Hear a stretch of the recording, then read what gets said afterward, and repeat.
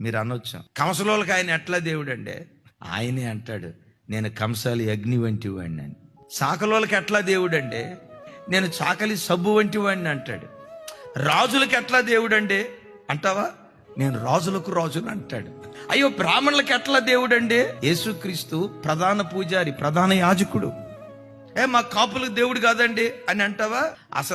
అసలు నంబర్ 1 కాపు యేసుక్రీస్తు వారు అంటాడు కదా, నేను నాటిన ద్రాక్ష తోటను దివారాత్రులు కాపాడుచున్నాను, కాపు కాయుచున్నాను. కాపులా మేము కమ్మోళ్ళం అండి, మాకు దేవుడు కాదంటావా?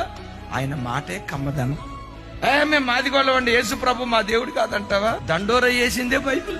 ప్రపంచంలో ఎన్ని జాతులు ఉన్నాయో, ఎన్ని కులాలు ఉన్నాయో, నాసిక రంధ్రాలలో ఊపిరి ఉన్న ప్రతి మనుషునికి ఏసే ఏసే ఏసే నిజదేవుడు. ఆయన తప్ప వేరొక దేవుడు లేడు.